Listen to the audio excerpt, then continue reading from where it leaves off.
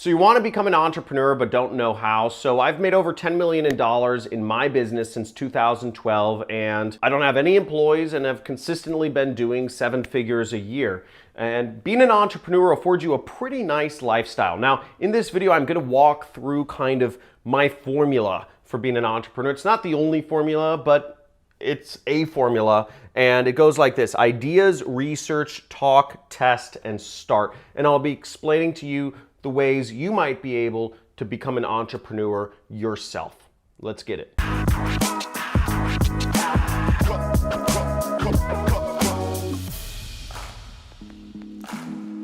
Dude, becoming an entrepreneur is a great decision. First off, it's not an easy decision. It's not an accepted way of life. I met so much resistance from my family, from my friends, from my coworkers. It was enormous. It was crazy. Nobody understands really what it means to be an entrepreneur. There's no guaranteed path. I want to explain my definition of an entrepreneur for a second. In my mind, an entrepreneur is not a franchisee, okay? Somebody opens up a franchise, possibly, but it's definitely not somebody who's a startup, a company that's looking to raise money in order to make money. An entrepreneur is somebody who runs a cash flow business, a business that makes money, that affords that person to live and pay themselves and pay employees and all that jazz. Now, I can tell you from experience that your life as an entrepreneur is much better because when you have your own life in your own hands, when you are responsible for your own income, you are responsible for your own freedom, and you're also responsible for your own success. And having that, ability is just so awesome. For me, I don't have any employees, and it's amazing. I have, I'm financially doing all right, and also I have, a lot of freedom to focus on whatever I want, or be with who I want to be, or go where I want to be. Now, that's not saying that I don't work very hard. I work extremely hard. And here's how I would start if I was giving advice to somebody else to start and become an entrepreneur. So number one is ideas. You want to get all your ideas out. And ideas meaning, what is an area of business or life that you feel that you can add value in? What is something where you can do something better than whatever is currently on the market, okay? It may be that you can create a better bird feeder. Okay, you have ideas for creating a better bird feeder because you don't like the bird feeders that they sell in Walmart. Or maybe your idea is more of an invention. It's like maybe it's a little robot that cleans up dog fur around your house. A robot that specifically cleans up dog fur around the house that people might want to purchase. Or maybe your invention is whatever. It's a new type of, or maybe your product that you want to sell as an entrepreneur is sort of like a handmade good. It's a unique style of lighting fixture. It's a unique type of furniture piece for people's houses. Whatever it is that you're selling. So whatever those ideas are, just lay them all out of what sort of areas you believe you could be an entrepreneur in. The next step is research, okay? Go out and look at similar companies to yours that you want to start. Again, if going with the example of if you wanted to sell art, find other artists and see how they're selling their art, see how they're coming across to customers, how are they getting their patrons or their customers, whatever that is. If you're selling a bird feeder, see how, do the research into where you would sell that bird feeder. If you want to sell it into Walmart, do your research into how you actually sell into Walmart. How do you meet somebody from Walmart? How do you get on their radar so that you can have a meeting with them in Bentonville? How do you perform that meeting? What are they looking for? What sort of cost structure? What sort of margins do they want to make? All of this information you can find on the internet. You can do an unbelievable amount of research on a business before you started on the internet, but you want to understand all of the different sides of the business. Who are the suppliers? Who are the vendors? What sort of costs? What sort of margins are you dealing with? Are you going to be cash flow negative? Are you going to be cash flow positive? What are the terms that your vendors and suppliers get? You can look up a lot of information, okay? There's no reason not to do research. If you skimp out on doing research, you're not taking your business seriously. Research is the most foundational element of any business. Understanding the ins and the outs of the players in an industry is super important. If you want to sell hot dogs in New York, you better know, where do you get the hot dogs? Where do you get the hot dog stand certification? You know, do you have to have food inspections, etc.? There's so many laws and regulations and vendors and suppliers, and you can find this information simply by calling them up or doing research or whatnot. Talk to other company owners in your space. If you're selling art, talk to a few artists. Ask them how they sell their products. And also keep in mind, you know, what I didn't address here is, what is your goal? Okay, if your goal is to make millions of dollars and all of the local handmade goods sellers on Etsy are only making, they're making an extra $1,000 or $2,000 a month, that might not be the business for you, or you might need to change your goal.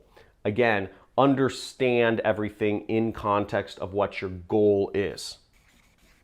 You got to talk to your customers, okay? Talk to potential customers. If you skimp out on this next important element, you are missing out on a huge deal. If you're going to try to sell a product and you haven't talked to anybody about, you're not an entrepreneur. You're a hobbyist. You're an amateur. You're a passerby.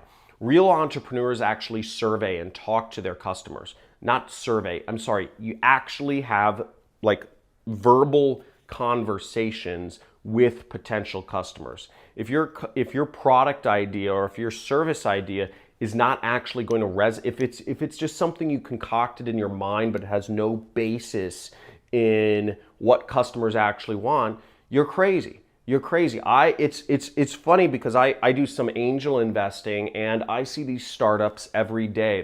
They're young kids, they're right out of college, and they have some idea. They're going to create the Uber for movers, or Uber for, home movers. Maybe it's a good idea, maybe it's not. But I ask them if they've ever talked to any potential customers, if people actually need this. I say, have you talked to people who are actually moving, and ask them why they, didn't consider using an app? It's craziness. Most people starting companies just come up with an idea and they say, oh, there should be Uber for movers. But when asked, like let's say a college kid, they would say, oh, it's too expensive, or they've never done the research with actual people, okay? And all these startups fail, okay? All these startups fail because they never actually talk to the end user who would potentially buy their product. So talk to people. Talk to people. Talk to people. Don't skip this step. If you skip this step, I don't know how to help you. You're crazy. The next step is figure out a test, okay? The test can be very simple. It doesn't need to be anything complex, but you want to do real market testing. So let's say you want to start a consulting business and you want to start giving people advice on, interior design.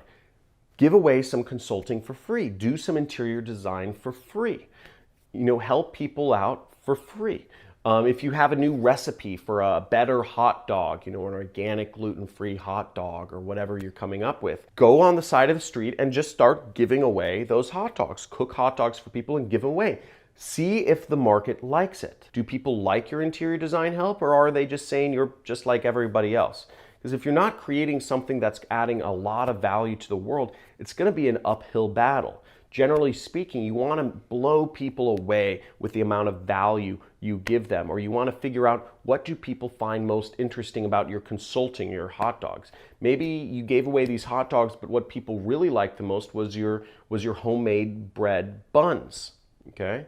Or maybe people, what liked the most about your hot dog was you had some homemade ketchup, and that was their favorite aspect of it. So maybe ketchup is your product, Or maybe of your interior design consulting, what people liked the most was just helping them get their head straight to figure out just the general style of their house. Whatever the business is, you can test it very easily. Find the easiest way to test it with a minimal amount of money.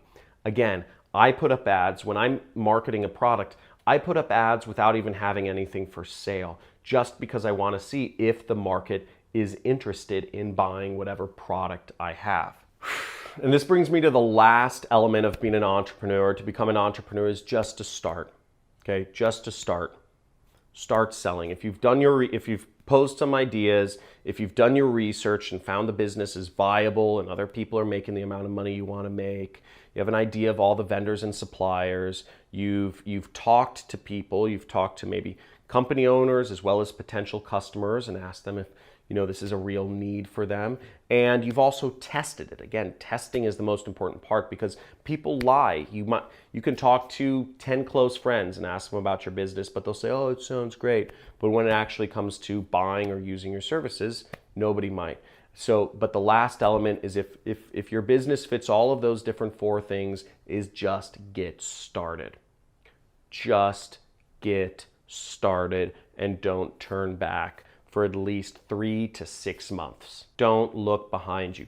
Don't doubt yourself. Don't lack self-confidence. Don't second guess yourself. Don't second guess yourself because your husband is second guessing you. Don't second guess yourself because your wife is second guessing you. Don't second guess yourself because your parents or your family or your friends or your coworkers are second guessing you. Just get started and don't look back and figure out a way to make this business work. Because if it fits all those criteria, you have something very valuable in your hands. You have something that can offer the world a lot of value, and you deserve to give it to them.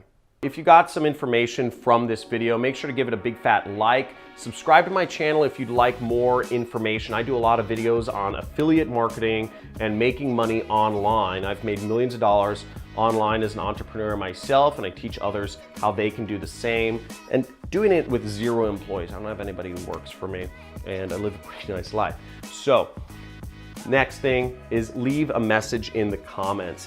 What particular subject here helped you out the most? Was it figuring out the ideas, doing the research, talking to the customers, testing the product, or just getting started? Let me know what made the most sense to you and what resonated the most with you. Thank you so much for watching. I hope some of you go out and start your own businesses. This is the way to become wealthy and fulfill your dreams. And just by being on this video, I acknowledge you and appreciate you for being an amazing human being. Go forth and prosper.